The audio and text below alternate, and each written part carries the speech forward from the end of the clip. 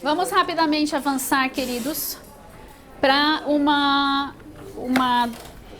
escatologia apócrifa. Não sei se isso aqui vai acrescentar alguma coisa, mas vamos lá. O livro de Melquisedeque, que foi encontrado na caverna 11 de Qumran. Então, esse 11 é da caverna 11, são várias cavernas onde encontraram vários manuscritos.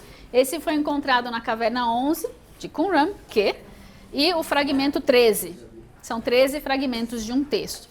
E são 3 rolos datados de um período de até 200 a.C., ano 200 a.C., e eles estão recheados de parábolas e alegorias explícitas ao Messias, esperado para redimir a humanidade. Ok? E o Messias é divino, é a conclusão que se chega de ler esse texto, que está faltando um monte de pedaço, mas se entende que o Messias ele é divino, ele é guerreiro, ele é sacerdote, ele é juiz, ele é rei e ele é salvador. Antes de Cristo, ok? Eles estão esperando o Messias guerreiro e acharam esse texto apócrifo numa das cavernas que diz o seguinte. O documento se parece assim, você pode puxar ele pela internet. É um trabalho, não sei se pós-graduação, de doutorado, escrito pelo Kenner Roger Casotto Terra, em português, está escrito em português. E eu vou ler algumas coisas do que ele fala aqui, ok? O crédito é todo dele do que eu vou ler aqui. A análise dele desse texto foi encontrado em hebraico. Está aqui o texto. Eu coloquei algumas das referências bíblicas para a gente conseguir acompanhar. Não sei se vai fazer sentido para nós, mas vamos lá. Vou ler uns pedaços aqui. Versículo 2. E o que diz... Neste ano de jubileu, cada um retornará à sua respectiva propriedade. Sobre isso está escrito... E esta é a maneira de remissão. Todo credor fará remissão do que tiver emprestado ao seu próximo. Não pressionará o seu próximo nem o seu irmão, porque proclamou a remissão de Deus, ou para Deus. Sua interpretação é que para os últimos dias sobre os cativos, ou a sua interpretação para os últimos dias sobre os cativos, dos quais não se sabe o que está escrito, e cujos mestres têm sido ocultados e em segredo da herança de Melquisedeque, porque eles são herança de Melquisedeque. Ele está falando dos santos agora e ele está falando do Messias usando o nome de Melquisedeque. A herança de Melquisedeque que retornará a eles e proclamará para eles liberdade para salvá-los da dívida de todas as suas iniquidades. Olha, um conceito que não é só dívida terrena, mas algo que é espiritual também, algo de transgressão, pecado e iniquidade. E isso sucederá na semana primeira do jubileu, que segue os 9 jubileus.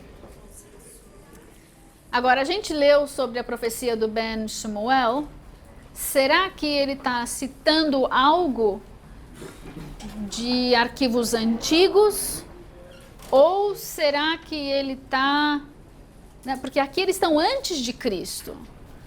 E aqueles 8, 9, 10 jubileus são a partir de 1517. Então, está totalmente fora do escopo deles. Mas já vi algumas pessoas linkarem essas duas profecias desses dois rabinos. Eu acho um pouquinho...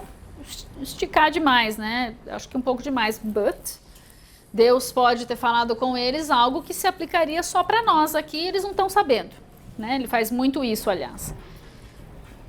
E o dia das expiações é o final do jubileu 10º. Já saímos do jubileu 10º dentro da profecia do Ben Shemuel lá atrás, né? No qual se expiará por todos os filhos da luz e pelos homens do lote de Melquisedeque, da porção de Melquisedeque, da ordem de Melquisedeque, que são os homens, são os santos. Mas eles estão profetizando, provavelmente, falando de Cristo, que estava por vir. Estavam esperando o Messias, porque estão calculando lá as 70 semanas de Daniel e está chegando na 69ª semana, contando lá, né, do Atarxerxes, do decreto, os suas 69 semanas de anos. Enfim. Porque é tempo do ano da graça para Melquisedeque e para exaltar o povo santo de Deus pelo domínio de juízo, como escrito sobre ele nos cânticos de Davi, que diz: Elohim se ergue na Assembleia de Deus, no meio dos deuses julga, e sobre ele diz: Deus julgará os povos. E o que diz? Até quando julgareis injustamente e guardareis consideração aos malvados? Sua interpretação, veja que é um comentário bíblico, entre aspas. Quando você escreve um comentário, você alinhava textos das escrituras para trazer a mensagem que você quer trazer. É isso que eles estão fazendo aqui, de forma bem difícil da gente entender, ao meu ver. O que diz? Até quando julgareis injustamente e guardareis consideração aos malvados? Sua interpretação concerne a Belial e sobre os espíritos do seu lote, da sua ordem, da sua porção, que foram rebeldes quando se apartaram dos mandamentos de Deus para fazer o mal. Aqui está falando de anjos, está falando de ímpios, está falando de quem? E Melquisedeque executará a vingança dos juízos de Deus nesse dia, e eles serão libertos das mãos de Belial e das mãos de todos os espíritos de seu lote. Eu já colocaria, eles estão pensando que isso vai acontecer lá nos dias da primeira vinda do Messias, e a gente pode transportar isso para os dias da segunda vinda do Messias. Vocês estão usando textos escatológicos aqui, né? E em ajuda virão todos os deuses da justiça, ou anjos, não sei, e é ele que todos os filhos de Deus, e não dá para entender o que mais está faltando muito pedaço aqui. Está terminando.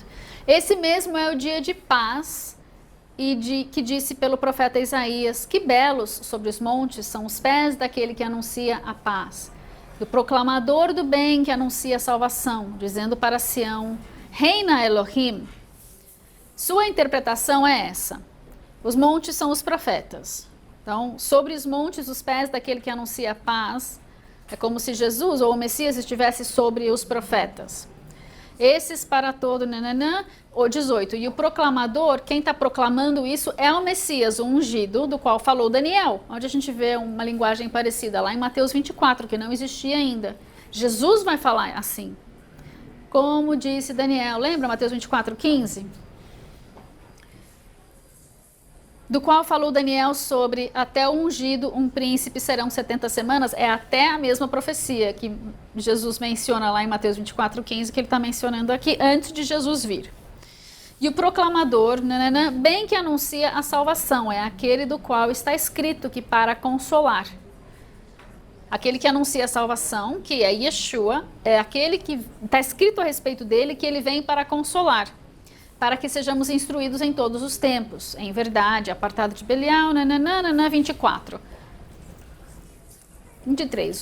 Dos juízos de Deus, conforme se diz, dizendo a Sião, reina Elohim, Sião, ela, a congregação de todos os filhos da justiça, os mesmos que estabelecem a aliança, os que se afastam do caminho do povo gentil, teu Deus, Melquisedeque, quem os livrará das mãos de Belial.